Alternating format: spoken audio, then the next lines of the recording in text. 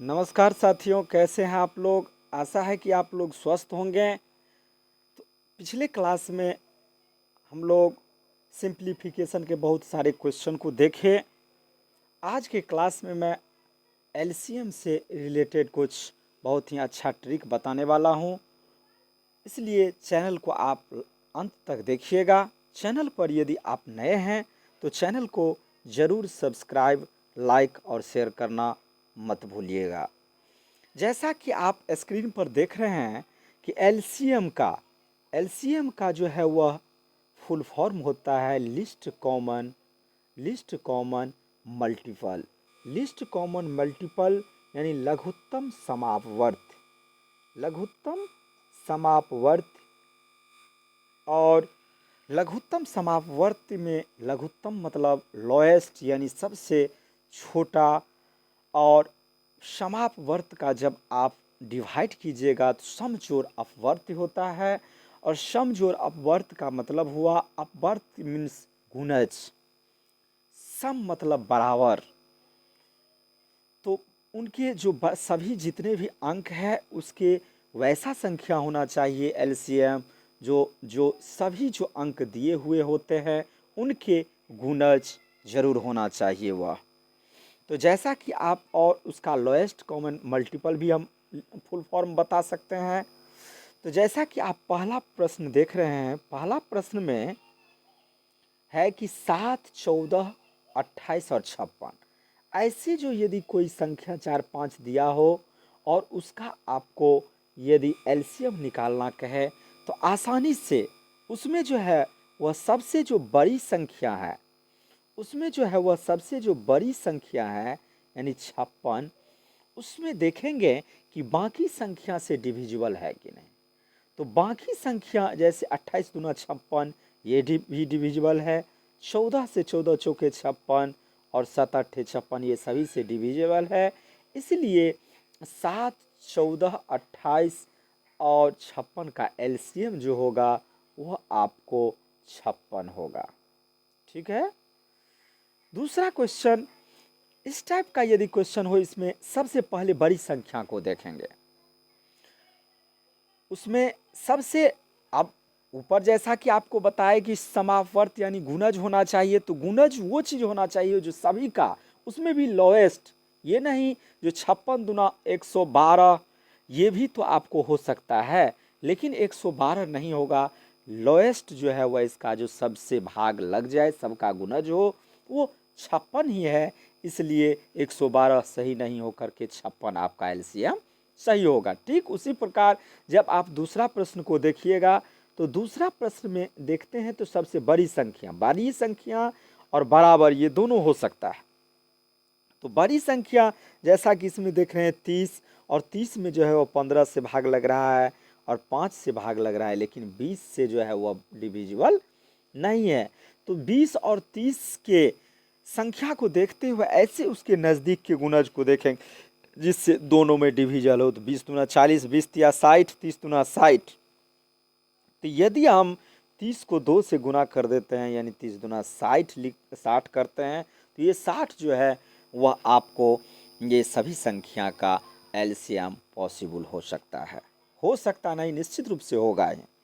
फिर आप अगला यदि चलिएगा तीसरा क्वेश्चन के तरफ, तो तीसरा क्वेश्चन में है 6, 12 और 13 का एलसीएम निकालिए। तो 12 इसमें 13 है बड़ा, लेकिन 13 से डिविजिबल ये दोनों संख्या नहीं है, इसलिए 12 यदि देखेंगे तो 12 से 6 है, बचा अब 12 और 13। 12 और 13 में जो है यह प्राइम संख्या है 13, इसलिए जब किसी संख्या को प्राइम संख्या से एलसीएम करेंगे तो उस प्राइम संख्या से इसको गुना कर देंगे, यानी 12 और गुने 13।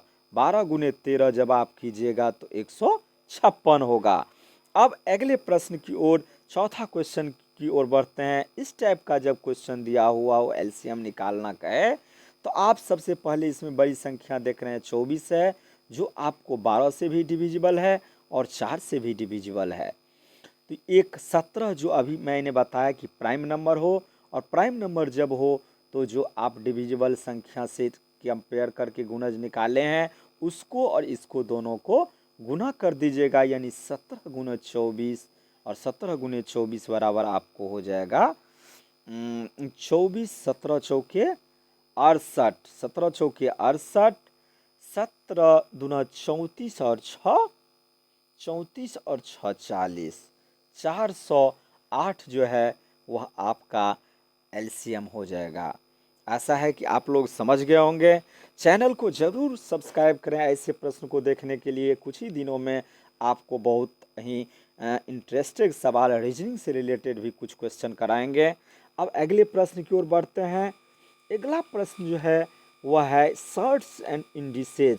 शॉर्ट्स एंड इंडिसेज के प्रश्न जब टाइप के प्रश्न दिया हुआ हो तो उस टाइम जो है वह उस टाइप के प्रश्न को आप एलसीएम कैसे निकालेंगे, उस टाइप के प्रश्नों का एलसीएम कैसे निकालेंगे। तो उस टाइप के प्रश्न को हल करने के लिए आप सबसे पहले उसमें देखिएगा ऑल टर्म्स। एलसीएम में जो है वह ऑल टर्म्स आना चाहिए और देयर मैक्सिमम जो है वह पावर, और उसमें से जो पावर मैक्सिमम हो वही आपका जो है वह एलसीएम होगा। एक क्वेश्चन मैं ले रहा हूँ इससे रिलेटेड।